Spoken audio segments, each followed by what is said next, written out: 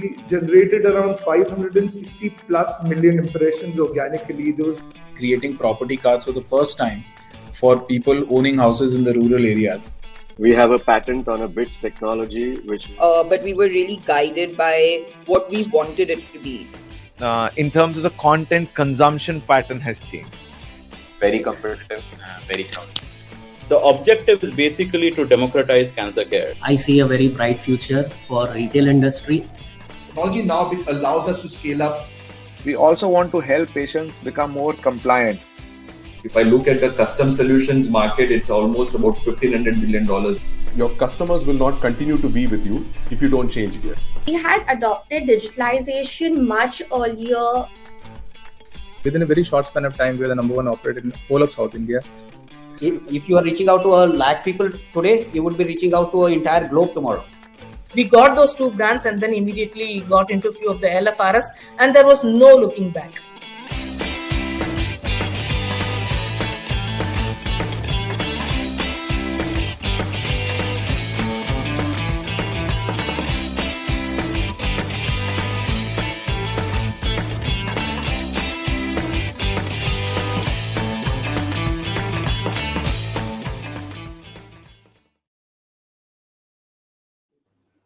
Hello, everyone, and good morning. Good morning to the 33rd episode of Ascent Talks. My name is Ajit Panikar, and I'm an Ascent member for the past 12 years now, and I lead Nova, an air conditioning company, and Pure Blue, a tech-enabled startup in the air conditioning domain. And my co-host, who's back from his super holiday, is Aleem. How are you doing, buddy? Fantastic, Ajit. Good morning, everyone. And yes, it's the 33rd episode. You know what that means? That's 1,000 minutes of Ascent Talks. So, what is Ascent? Ascent is, Ajit will be better to tell you, but who's Aleem? Aleem Merchant is a person who runs Synapse. So, what better than who better than Ajit to tell us about Ascent? Ajit, please tell us about Ascent. Awesome, Aleem. So for all of you who are joining us for the first time, Ascent is a not-for-profit organization founded by Harsh Mariwala, Chairman Marico Limited, and his deep passion for identifying promising entrepreneurs in the growth stage. Its primary objective is to support these entrepreneurs in expanding their enterprises and enhancing their entrepreneurial journey.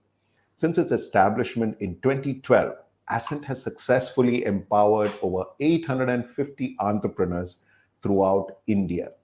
Ascent stands out as a remarkable platform that fosters peer-to-peer collaboration, leveraging the collective strength of its members. At the heart of this platform are self-facilitated groups known as trust groups, where entrepreneurs come together to share their experiences, exchange ideas, and provide valuable insights. By creating such a vibrant ecosystem for learning and growth, Ascent enables its members to benefit from each other's knowledge and expertise. Ascent Talks, which takes place every week on Friday at 11 a.m., showcases the journeys of Ascent members, highlighting their fascinating entrepreneurial experiences. So today we have another interesting story. So Aleem, let's bring in our guest. Absolutely. Welcoming Salvis, CEO of SimuRise, is widely known as a high energy, high impact, and seasoned leadership and talent development specialist. With 2 decades of experience in transforming values, behaviors, and mindsets through his unique business simulations and game-based learning methodologies. Solomon is also the sought-after leadership facilitator by leading organizations in various sectors. Over the last decade, Solomon has conducted leadership development programs for clients like Infosys, Tech Mahindra, Flipkart, Citibank, DBS, Nomura, JB Morgan, Abbott, Alkem, Lupin, Reliance, Shell, Adani, bhai kuch baki hai ke nahi hai, or Indigo Airlines, and many other leading organizations in India and internationally. And I'm sure he has just named a very few of them. So, Solomon, welcome to the show. I'm very, very happy to have you today. Super. Thank you so much for having me, Aleem and Ajit. It is going to be super fun having a chat with you. Thank you. And just off the bat, Solomon, can you tell us what do you do? I mean, while I did introduce you, what do you do? What does your organization do? And what is unique about it? Yeah. Super. Thank you so much, Aleem. I represent a company called SimuRise, SimuRise Learning. It's one of the leading leadership and talent development an organization that encourages reflective conversation for developing organization culture and future readiness of leaders and managers purely by the power of games, business simulations, and experiential learning. So when I say reflective conversations, since today we have a lot of entrepreneurs who are watching this particular video, very simple is they go through a particular experience. How can you make them reflect on that experience? And the minute they reflect on the experience, a new learning happens, a new aha moment happens. Now, very simple, if I can tell one of the entrepreneurs saying that, boy, your sales guys have gone, had an experience with the client, let them come back and just ask them reflective conversation questions. What went well? What did not go well? What do you think you could have done better or you can do better in the coming meeting? And that is the game changer, my dear friends. Wow, that's amazing. But Salman, tell me something. How big is this industry? I mean, in terms of its sheer size, the opportunities, and secondly, what we really want to know as entrepreneurs is, that you build this business around leadership. Is it really scalable model, or is it like a boutique niche which has its own limitations? But of course, it's a business at the end of the day. So, from an entrepreneurial perspective, what are your views around this? Super, thank you. I'm part of ATD, which is the Association for Talent Development, which is a global company, and they publish reports every year. Now, one of the reports they published was the entire learning and development industry is roughly around $160 billion industry. And that's just in the US. Okay. Now, in US, what they found out is organizations invest 1% of the revenue or 3% of the profit in terms of learning and development for the organization. Oh. Okay, that's the massive scale we are talking about. India, of course, the numbers are smaller. I mean, I don't want to share that, but the numbers are quite smaller from an India standpoint.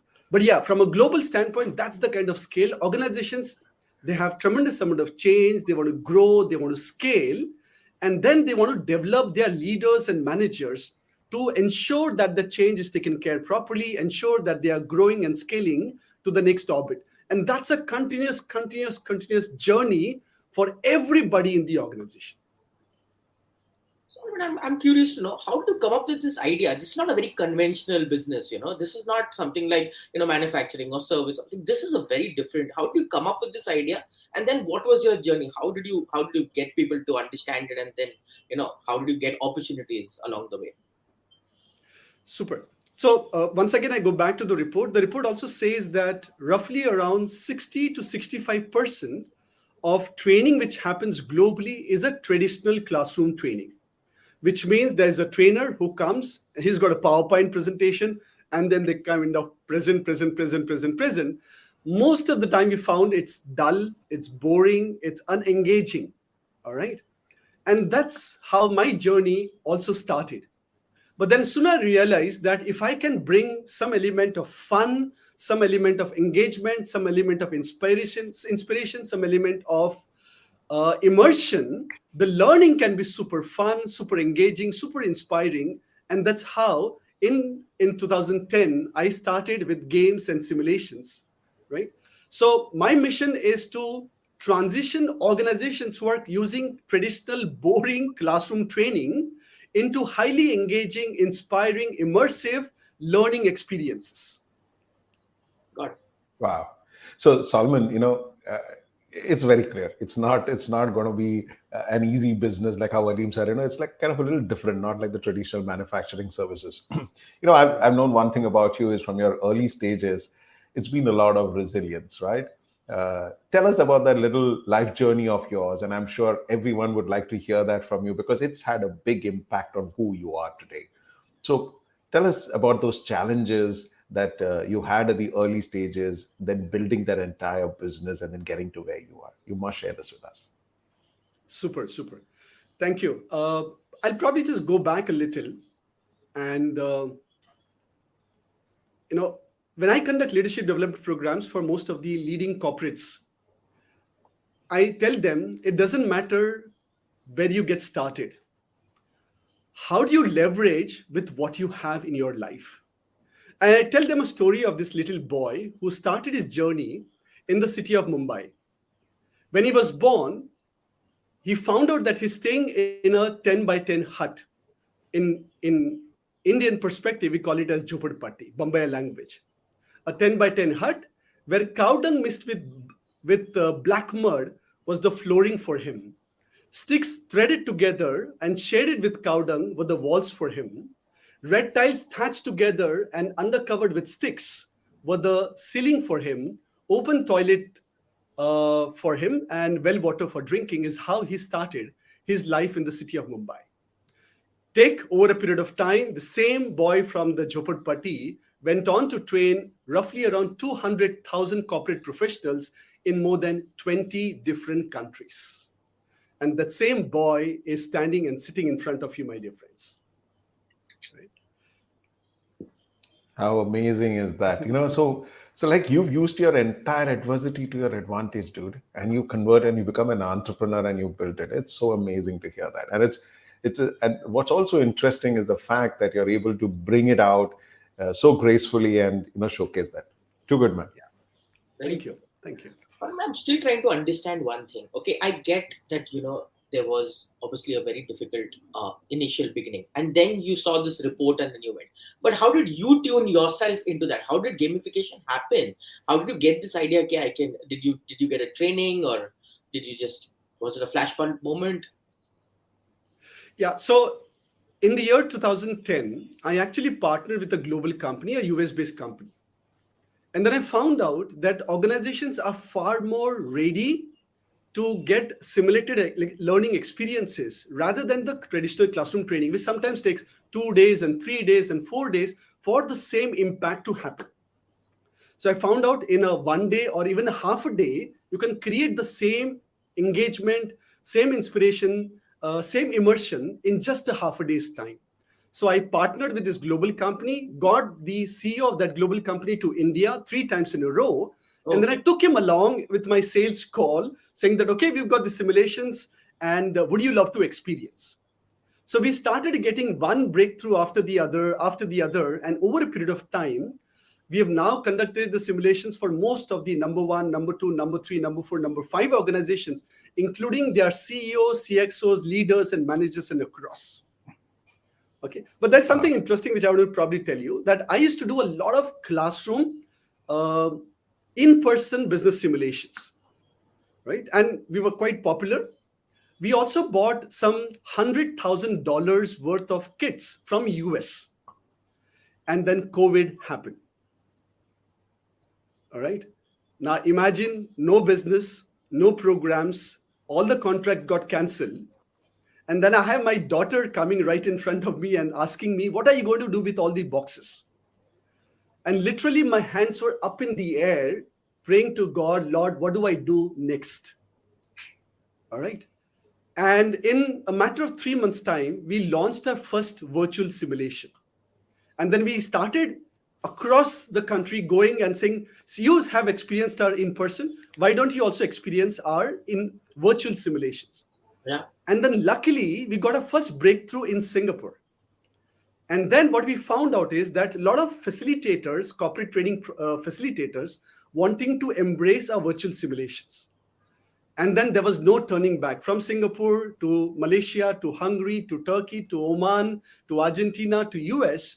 And then you'll not believe, we were only in one country, which is India. Because of COVID, we became global. So I've conducted programs in 20 different countries, and I've certified hundreds of facilitators in more than 12 to 13 different countries. How do you like that? Wow. Yeah, I mean, one thing is very clear. You push this guy to the wall and you kind of bring something different out of it. That's pretty much kind of evidence, Salman. But tell me something. You spoke about simulation. Just to get a little more clarity, what is this business simulation that you've been talking about? What is this business simulation? Super. Thank you so much for asking that, Ajit.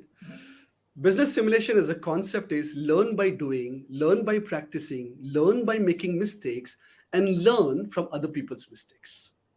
In a simulated environment, the natural behavior of a person comes out. This is exactly how we are on a day-to-day basis. So in an organization, are you collaborating or are you competing? Are you strategizing? Are you not strategizing? All of that I'm able to see in a simulated learning experience. And then the minute I get a chance, I make them reflect on that experience, right? And that's where a new learning, a new aha moment happens for them, right? And that's exactly what we've been able to do. One of the biggest challenge, Ajit and Alim, in most of the organization is a challenge of collaboration, right? People are just not collaborating. They're working in silo mindsets. They are not sharing best practices. They're hiding the resources, right? So that's one challenge which we have been working on in a big way. Second major challenge is people are just not strategizing. They're running like the chicken with the head cut.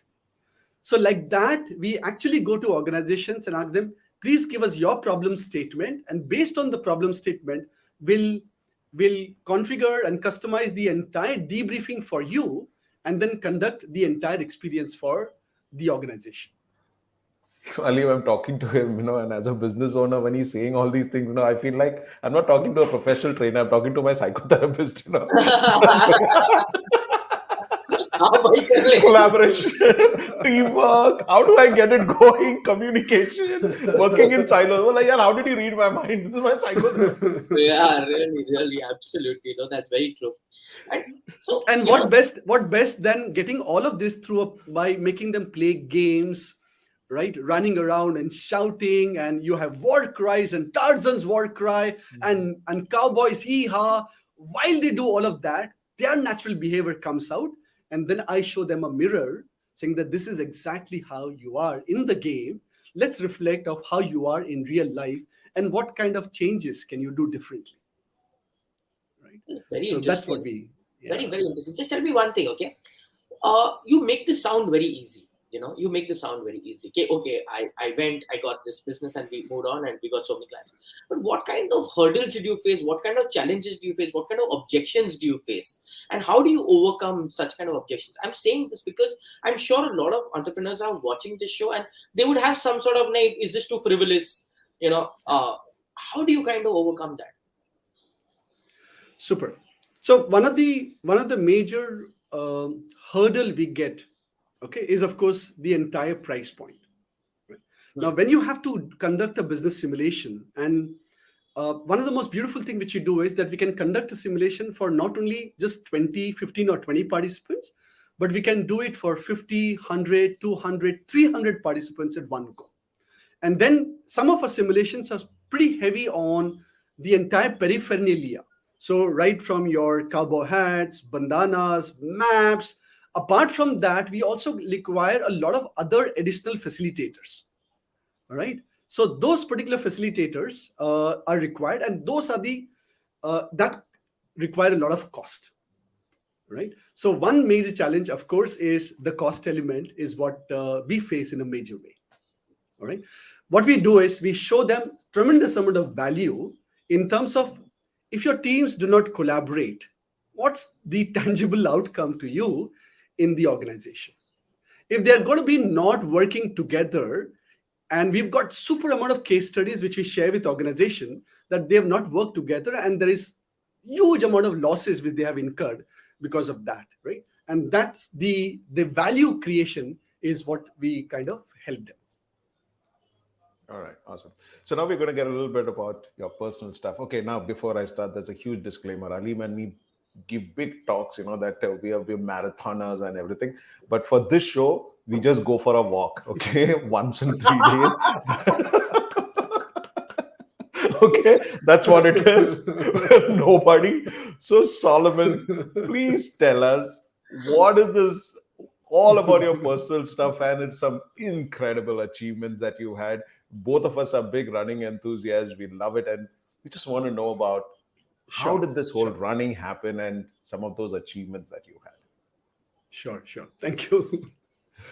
Well, I'll just go back to one of the biggest trigger of my life of how did I get into the health and fitness journey. My dad had a heart attack at the age of 42.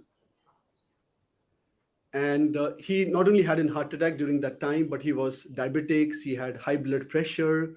He was almost a ton in weight. And after that, he literally was out of action. I went to my family doctor and asked him, Doctor, what are the chances that I will not get a heart attack when I'm at the age of 42. And he said, Solomon, if you're following the exact same lifestyle of your dad and your mom, not 42, but maybe you'll have it much earlier because your lifestyle is completely out of whack. Right? And that was my bigger trigger, that I didn't want to have a heart attack at the age of 42. Right? And that's how my journey of running, of exercise, of yoga, of marathons, and all of that happened. Well, actually, hang on. That was a trigger, right? That was a trigger. So anybody who gets a trigger will go back to fitness. But look what you've done with that trigger. Guys, look at this. This is what he's done. If you want to get a few numbers in place, this is 23 half marathons, 4 full marathons, 150 kilometers cycling the BRM, Guinness World Record on the largest backward race. Among the top 5 winners of doing 300 Surya Namaskar. Oh my God, I didn't have space below because there's something else coming in another slide later after this. That's like an extreme, man. Yeah. Absolutely. So it was the trigger, and that's how I started my journey. So, of course, I used to do a lot of yoga practice, and that's one of my favorite. Doing 300 Surya Namaskars at one go. Right. That's what my favorite was. 23 half marathons, 4 full marathons. Then I actually went to Singapore, and I got a beautiful story from Tony Robbins about this lady called Sister Madonna Buder. How at the age of 47, she started her journey of running. And at the age of 52, she became the first, she did her first full marathon at the age of 52. But at the age of 52, she also did her first full Ironman. All right. Now, 52, first full Ironman. She went on to do a couple of more till the age of 60, couple of more till the age of 70, couple of more till the age of 80. And today, she happens to be the oldest lady on the planet to have completed 45 Ironmans. My God. All right. And that was another bigger trigger, saying that till how long will I continue doing only running? All right. And that's how I transition into also doing my Ironman. Right. Yeah, but before we go to but Salman, before we go into that Ironman, when I started running, my friends used to tell me, that koi kaam dhanda nahi hai kya? Yahi hai kya? And I never thought I will say this to you one day. That what the hell, man? What are you doing? and to our listeners, I think, Salman, you need to explain what the Ironman is all about, so they get a perspective that this is not something that everyone can do. So just tell us what's the Ironman. Yeah. All right. So the Ironman which I do is called Ironman 70.3. Right. Thank you. So it's one of the most difficult endurance sports in the world, where you have to swim in the sea for 1.9 kilometers. Immediately after that, you have to cycle for 90 kilometers. Immediately after that, you have to run for 21.1 kilometers in 8.5 hours, or you get disqualified. All right. So I'm very happy to tell you that I have done 4 times Ironman till date. I have my 5th one coming on 8th of October this year in Goa. Wow. All the best for that. Wow. All the best, man. This is amazing that you're able to pull this off. Fantastic. By the way, Ajit, I want to tell you that even I am an Ironman because I live in Lokhandwala. And that is Ironman. And okay, guys, also remember one thing. Usually when Aleem is talking, on the backdrop, you can see his medals. Can you see? Today there are no medals. The guy just moved the camera. No medals today. Fabulous. Salman, tell us very interestingly. I know that you're from the first wave of Ascent, and right. I want to know. I mean, it's like 10, 12 years now. I mean, because Ascent is now more than a decade old. Tell us about your Ascent journey, and I'm very curious to know about your first wave, guys. I mean, how do you all think about this? Yeah, it's been a super fabulous journey for me since I started in 2012, 15th of August, I remember. And where we personally met Harsh Mariwala. That was one of the big thing for me, of course, to personally meet Harsh Mariwala. And then the entire event happened. We got our 10, 12 members together and meeting on a month-to-month basis. And I have got this fabulous team of entrepreneurs with me, super inspiring, super engaging. Just meeting them on a month-to-month basis itself is you get refreshed, you get enlightened by their stories, right? So it's a story of learning. In fact, I've gone through ups and downs through this entire 10 years, and they've been brilliant, supporting me, helping me out in a brilliant way. So I would urge all entrepreneurs that they require some kind of a sounding board, right? They require to get some perspective, advice, and all of that. I strongly advise that they should join Ascent. Amazing. So Salman, we have just about 4-5 minutes before we actually wind up our 30-minute show. And I want you to tell us a little about your family and, of course, the new venture and the book that you're writing. Share that with us. Super. So I have one wife. Alim, that's for you.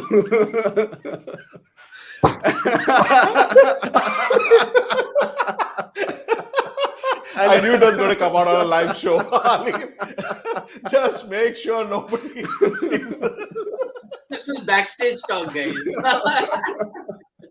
I have one. And for all the viewers making religious claims otherwise. And 2 daughters. My wife, of course, is my co-founder, but she's also a nutrition coach. And that's one of the trigger for me to be in my best of the health, even at the age of 50, and continue that journey till the age of 88. That's what I planned, that I will do Ironman every year for the next 38 years of my life. And thanks to my brilliant wife and my exotic coach and executive coach, I would say, that's my wife. I have 2 daughters. One just completed 12th standard. We were trying to push her into health and fitness, but she kind of never wanted to. But surprisingly, she became the sports captain in her 12th standard. And then she became the best student of the college. And surprising, unbelievably, she became the topper with 97.2% in her 12th standard. Super, congratulations. Wow, amazing. Yeah, thank you. And that's how she brilliantly balanced both the element. And then, of course, my younger daughter is in 4th standard. That's a huge gap. That's a huge gap. Yeah.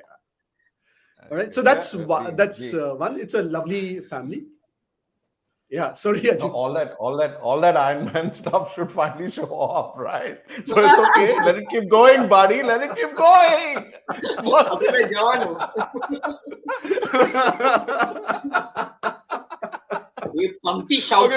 about the book. Yeah, I know.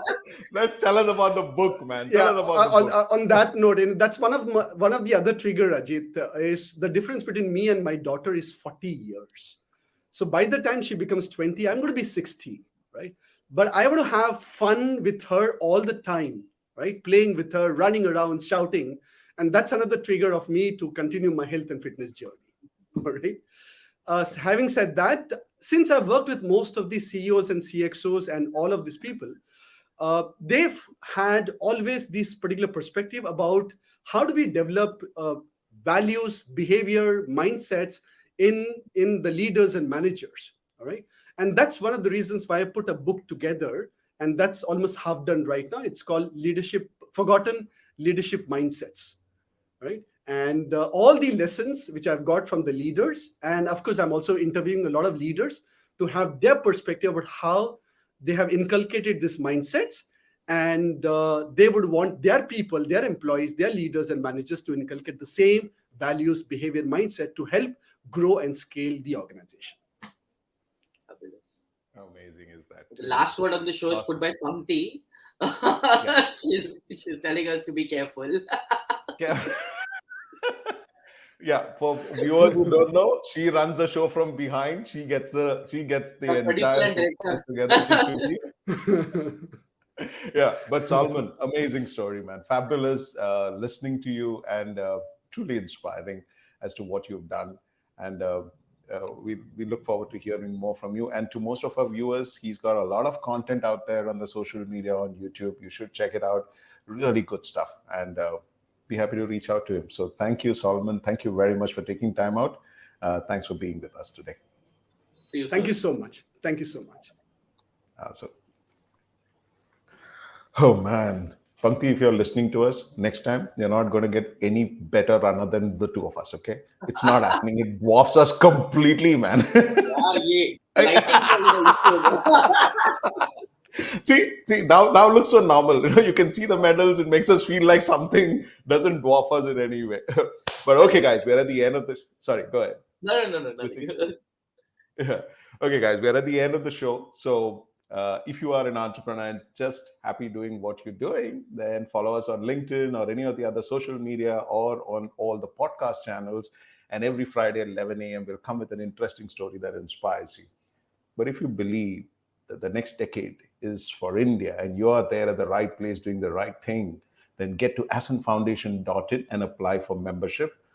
Now, again, I'd like to remind you, this is not like pay a fee and you become a member. It doesn't work like that. Ascent is going to get in touch with you. They're going to evaluate you. And if you're truly growth-ready entrepreneur, then we'll be happy to see you as part of our cohort. So, guys, get to ascentfoundation.in. And we are going to see you next Friday at 11 a.m.